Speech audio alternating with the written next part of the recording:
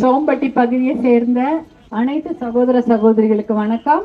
இந்த பகுதியில என் மீது பாசம் வைத்து மாம்பழ சின்னத்தில் வாக்களித்து என்னை வெற்றி பெற செய்த அனைத்து நல்ல உள்ளங்களுக்கும் என்னுடைய மனமார்ந்த நன்றி இந்த நேரத்தில் நான் தெரிவித்துக் கொள்கின்றேன். நான் வெற்றி பெற்றேன் என்பதை விட நீங்கள் வெற்றி பெற வேண்டும் என்பதற்காக என்னுடைய உழைப்பு இருக்கும். நீங்க தருமபுரி மாவட்ட மக்கள் அனைவரும் வெற்றி பெற வேண்டும். அதுவும் குழந்தைங்க படிப்பு, அவர்களுடைய வேலை வாய்ப்பு, இதை உறுதி செய்வதுதான் என்னுடைய வேலை. அதே சமயம் நம்ம மகளிர் வாழ்க்கையில தண்ணிக்காக இனிமேல் அலையக்கூடாது. தண்ணி தண்ணி தண்ணின்ற தண்ணி பிரச்சனை இருக்கக்கூடாது என்பதற்காக தான் என்னுடைய உழைப்பு 100%, 200% அதற்காக நான் உழைப்பேன். நீங்க எல்லாம் பார்த்திருப்பீங்க சட்டமன்றத்துல நான் பேசினது கூட தர்மபுரி மாவட்ட மகளிருக்கான அவர்களுக்கு தேவையான அத்தனை விஷயங்களையும் தான் நம்ம பேசியிருந்தோம். இன்னும் நிறைய இருக்கு, நிறைய சொல்லலாம். ஆனா முதல் நாளே சொல்ல முடியல. இருந்தாலும் அந்த களத்துல நம்ம பார்த்திருக்கோம்.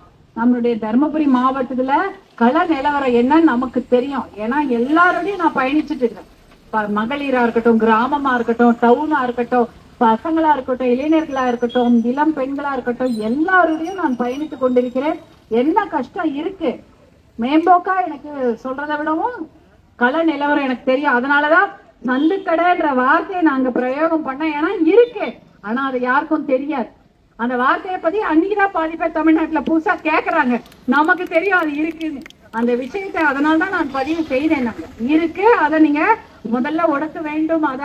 அதை இரும்பு கரம் கொண்டு அடக்கினால்தான் நம்ம மக்கள் நல்லா இருப்பாங்க, நம்ம வாழ்க்கை நல்லா இருக்கும். நம்ம பிள்ளைகளுடைய நம்ம எதிர்காலம் இன்னைக்கு கஷ்டத்துல தண்ணிக்காகவும் மற்ற ஏதாவதுக்காகவும் போயிடுச்சு.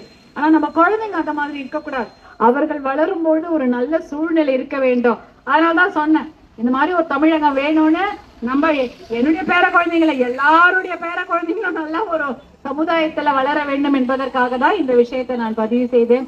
இதற்காக தொடர்ந்து முதல்ல இன்னைக்கு மட்டும் இல்ல, என்னைக்குமே நம்முடைய குழந்தைகளுடைய வாழ்க்கை நன்றாக இருக்க வேண்டும் என்பதற்காக கண்டிப்பாக நான் பாடுபடுவேன் என்று கூறிக்கொண்டு, எனக்கு என் மீது நம்பிக்கை வைத்து, என் மீது பாசம் வைத்து, எனக்கு வாக்களித்து வெற்றி பெற செய்த அனைத்து நல்ல உள்ளங்களுக்கும் என்னுடைய மனமார்ந்த நன்றியை தெரிவித்துக் கொள்கிறேன். தர்மபுரி தொகுதிக்காக முழு மூச்சோடு நான் வேலை செய்வேன் என்பதை கூறிக்கொண்டு விடைபெறுகிறேன். நன்றிமா, தேங்க்யூ. நன்றி.